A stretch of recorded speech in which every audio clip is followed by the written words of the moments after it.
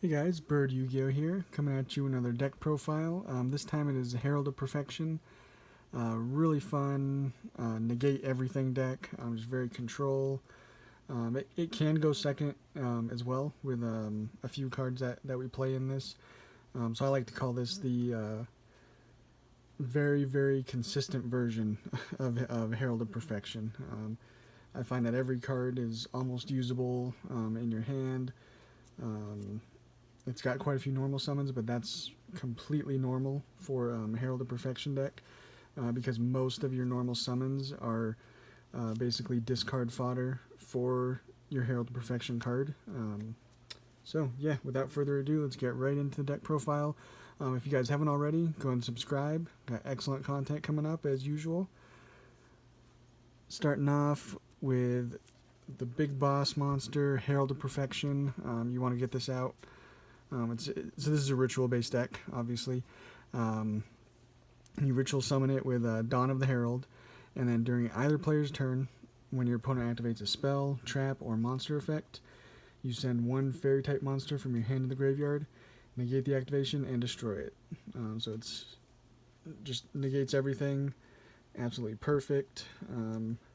Funny story about this. So I have one ghost rare. There's no particular reason to it. I actually ordered 3 of these gold rares, and one of the sellers sent me a ghost rare, so that's how I ended up with one ghost rare. So 3 of those, and the best combination with these now, basically the best card to tribute to summon out Herald of Perfection is Cyber Angel Ben 10, and it doubles also as fodder to discard for Herald's effect because it's a light fairy.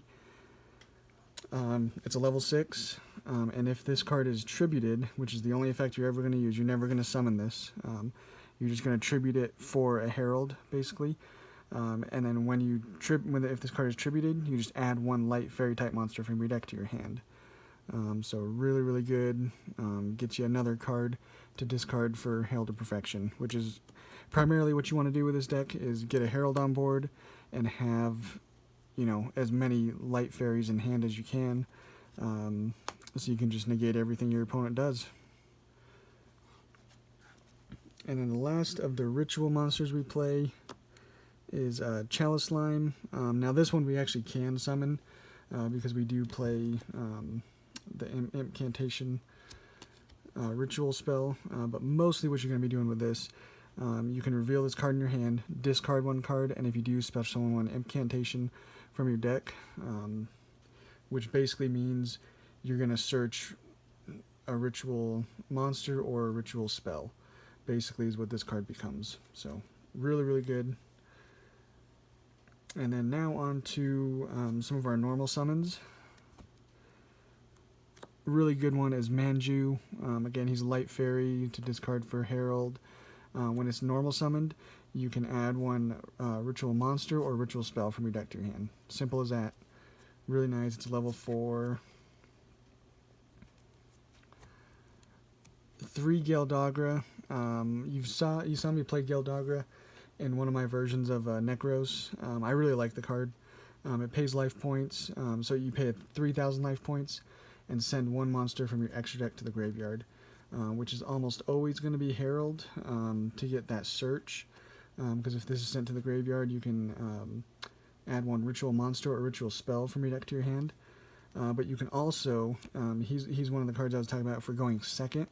You can send Elder Entity, and then he's gonna, if this card is sent to the graveyard, you just target one card on the field and destroy it.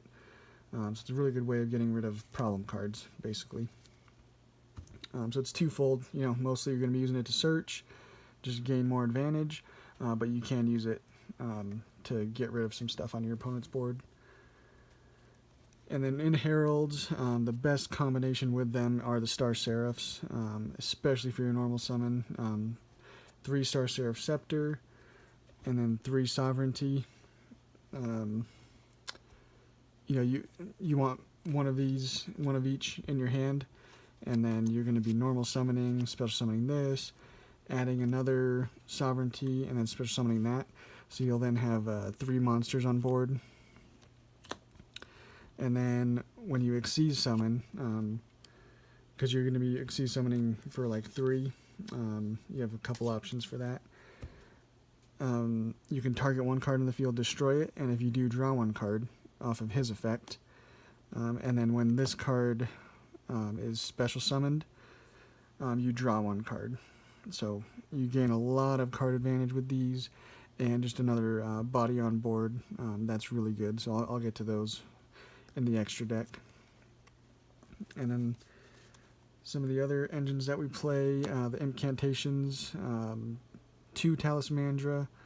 I've potentially even bumped this one up to 3 because it's a level 6 to make Herald, but I kind of like 2 Talismandra. If he's special summoned, you're going to add 1 ritual monster. Candle, if that's special summoned, you're going to add a ritual spell from your deck to your hand for both of those. And then 2 Pencil Plume, that's going to target 1 ritual monster in your graveyard and add it to your hand. And then just 1 Bookstone, that's going to target 1 ritual spell in your graveyard and add it to your hand. But I like this lineup. It's the same lineup I play in my Necros deck. I think it's perfect. Like I said, potentially in this one, maybe even, I don't know, getting rid of Bookstone, because you really only have 1 ritual spell and you're usually going to be banishing it from your graveyard anyway. So maybe even taking out Bookstone and adding in another Talismandra. But for now, this is what we're at, and I really like it. So, and then the last 2 monsters we play, Christia. You just have to have 4 fairy-type monsters in your graveyard, and you just special summon this card from your hand. You can search, so it's easily searchable off of like Ben 10. And then, if summoned this way, you target 1 fairy monster in your graveyard and add it to your hand.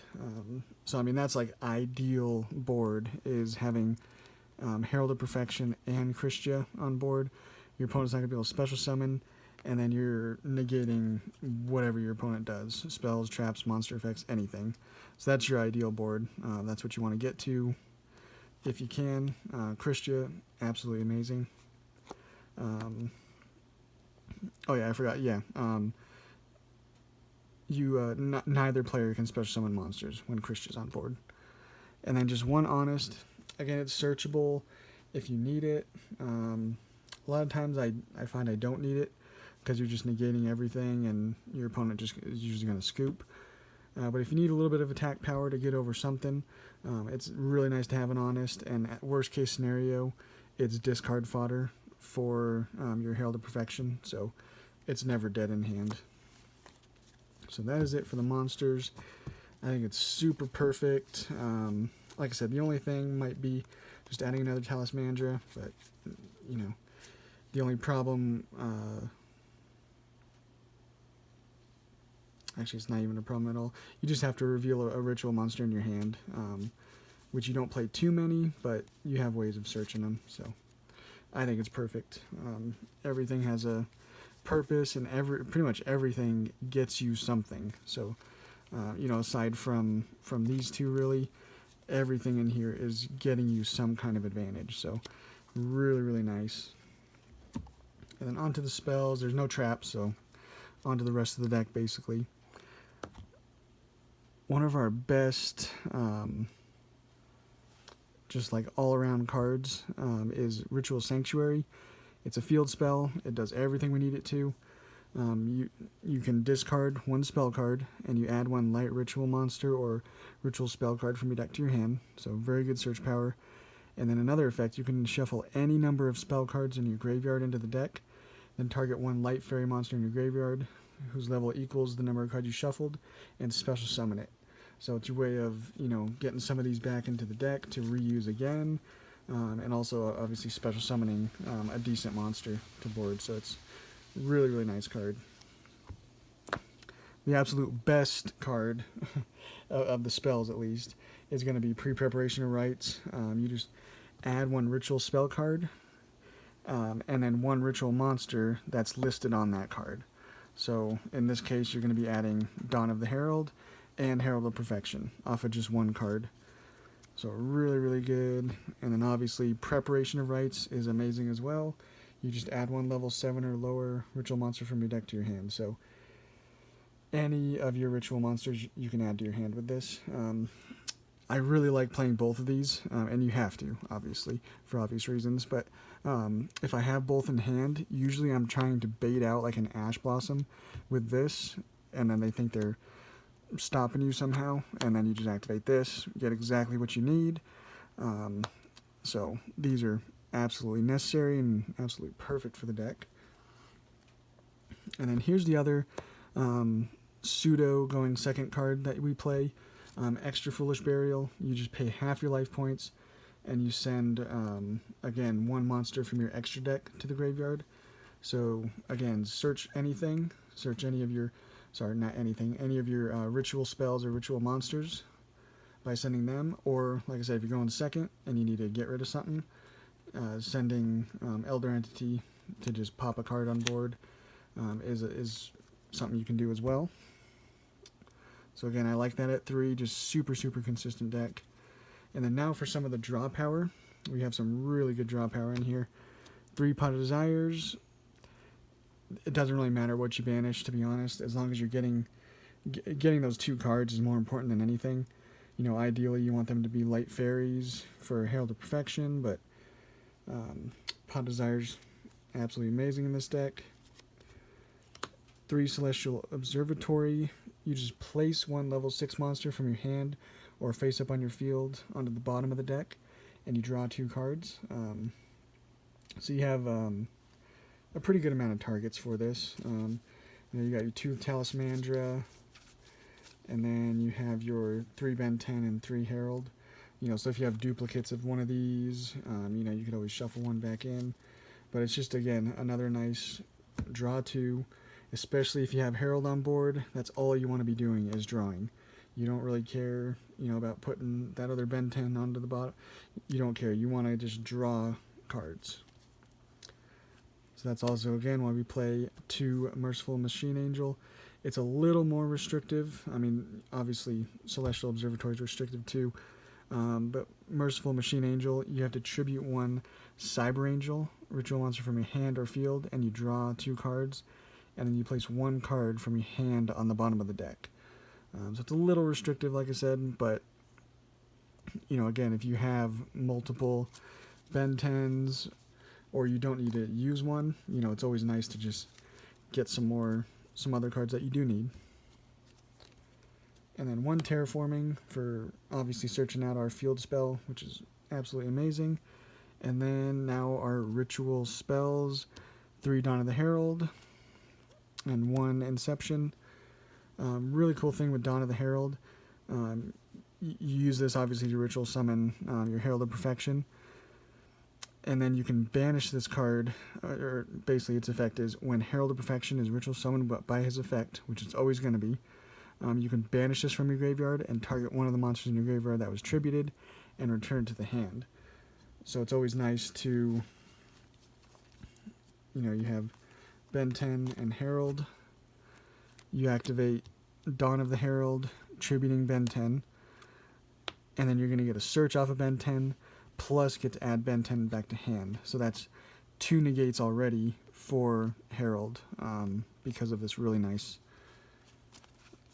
ritual spell. So that card is amazing. And then obviously Inception.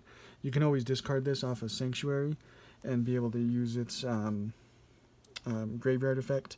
If it's in your graveyard, you can send 1 incantation from your hand or face up on your field, and then special summon 1 incantation from your deck, and then you add this from your graveyard to your hand. So again, really nice cards. Everything has something that it's doing. Very consistent. Now on to the extra deck. You've seen quite a few of them. For obvious reasons, 3 Herald of the Arclight. Perfect. You're going to be sending it with Gildagra and Foolish Burial Goods to get some searches. Elder Entity. You're going to be targeting cards on the field and destroying them when it's sent to the graveyard. And then Ouroboros. That's what you're going to make with the Star Seraphs. It just requires 3 level 4s. If you're going first, it's nice to make him because you just send one random card from your opponent's hand to the graveyard. You can also target one card your opponent controls, return that target to the hand, and you can target one card in your opponent's graveyard and banish it as well. So it's got 3 really good effects. Like I said, mostly what you're going to be doing is sending one random card from your opponent's hand to the graveyard just to get rid of a card in there. Going second, Deltaros is really nice because you're going to be detaching material and targeting one card on the field and destroying it. So a lot of times what you'll see people do when you play against them is they're going to be setting a lot of cards. So then, because you have Herald, that's going to negate anything they activate. So then you can have Deltaros out there and start popping some cards. Usually at that point is when they scoop, when you make a Deltaros on them if they set a few cards. And then it's nice to have a Consular Diamond sometimes to just pop on there for some of the graveyard decks that you're playing against. Nyarla is really nice, just requires 2 level 4s. It's your way of reusing or getting another search off of Herald, basically, because you send Herald to the grave, get a search off of it, and then you make Nyarla and detach all its material to then add Arclight under it again as material.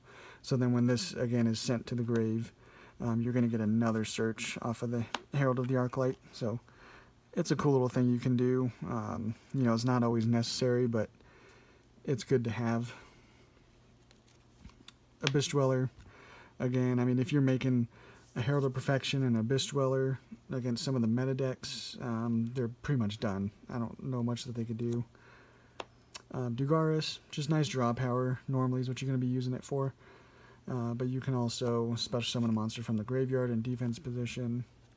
And then some of our links, Hippo Shinijin, almost everything we have is light. So that just becomes gain 500 attack and defense for like a Herald or something like that. And just some generic removal, Phoenix, Cerberus, and Unicorn. You should be playing this in most decks if you can, just as options, really, really good options. So that's the deck, guys. Just a super, super consistent Herald deck. I really like it. There's not, like I said, not many changes I would make to it, other than that Talismandra, because it is really nice to have, and have it being a level 6. But I feel this deck is just so consistent. Really nice. You know, it's not the best deck out there. It'll never be meta. It's just not built that way. It's one of my favorite rogue decks. If I'm really just wanting to be playing a rogue deck, this is usually one that I'll bring to locals. Really nice, really fun to play. Not fun to play against, but so be it. But yeah, that's it for this deck profile, guys. If you haven't already, go and subscribe, and we'll catch you on the next one.